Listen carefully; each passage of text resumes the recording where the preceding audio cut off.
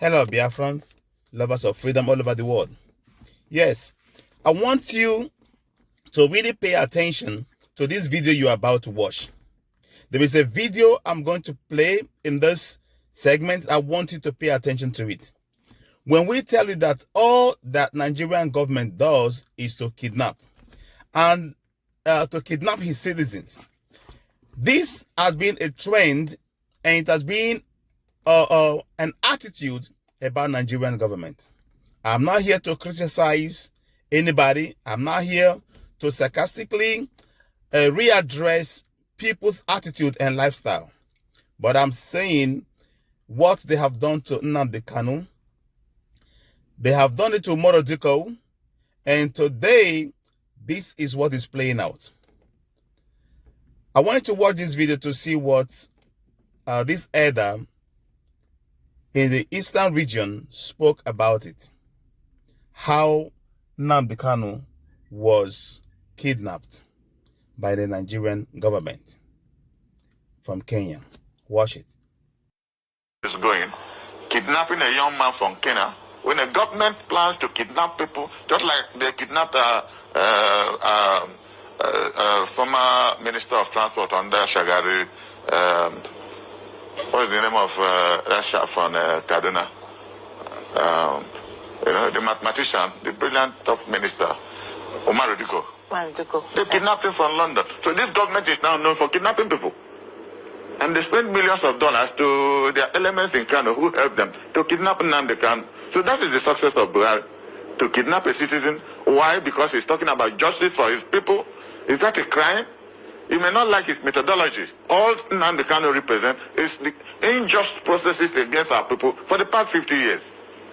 And the people we have in government don't appear to understand what is going on. Now they can't go home. Now it is coming down to everybody what the problem is all about. So Nnamdi Kanu is not on his own in what he's saying. After seeing him 2 days ago, I committed myself that I will give support to try to see how our place can be a lot better. You know, Igbos don't destroy. Those who built don't destroy. So nobody can accuse us of being part of a destructive process. Nnamdi Kanu cannot be an exception. He's a boy who loves the interests of this country and especially the interests of his people. All he's asking, put us as part of the system. And if you don't want us to be part of the system, then allow us to be on our own. You cannot be taller than me and be shorter than me at the same time. If we are not part of it, because the 8 years of Buhari, we are not part of the system. And the strongest part of government is the National Security Council. There was nobody from South who was in that council for 8 years. That is where the strategic decisions of every country is taken. So when you come to the Southeast now, it's occupied by military people, you don't know where they're coming from. If there are 20,000 mobile policemen or policemen in general in the Southeast, not up to 100 of them are Igbos. So also soldiers. But you see, the exciting thing about it is that it does not stop our people from giving them arms, water, bread, and everything. Because now soldiers refuse to do what they are told to do. Every time I come out at any checkpoint, I will give them money. I deliberately do that. By this is this is not what they told us the Igbos are. These are the most benevolent people we have ever seen. They are so happy about it. So, but all these rascals under whomsoever go about, and like Nnamdi Kanu told me that he said, bless anybody killing a security officer who is supposed to protect law and order. And once that is done, they ascribe it back to iPod. This is unfair.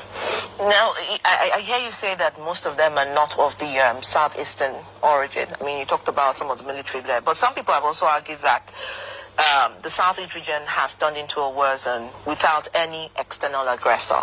What I mean by this is that they have enemies within that they created by themselves because of the sit at home and, of course, the declaration by Simon Ekpa. So how do you look at those who are of the descent, who are of the origin of the Igbos, and how do they get reevaluation of what they're doing and then perhaps some sense of reorientation? Some people have said, well, is the lack of job, is the lack of incentive, is the anger perhaps for some. And of course, remember we had the prison break in Imo State and several parts, some years back. So really, is there a collaboration, even with those within which you've mentioned that are not of the Igbo descent, with those of the Igbo descent within? Well, I will address that by first saying the nature of leadership we now have in the Southeast. It's pretty unfortunate because we have presidents, Nnamdi Azikiwe, Emaya Bara, Alvan Ikoku, SG Koku, Sam Mbakwe, Dr. Nwafo Rizo, Dr. Alex Tekweme, even in recent times, Jim Mobodo. Come to Anambra and see what Ngige did as governor, even though that election was one kind. What Peter Obi did as governor. We have presidencies of Igbo leadership that works. Why is it that the present leadership in the 5 states are not working together to be able to protect our people? That's what I'm saying. If they sit down together, they can use your head with all our technocrats to see how our place can be protected. Look at what's going on. It's not just in the Southeast.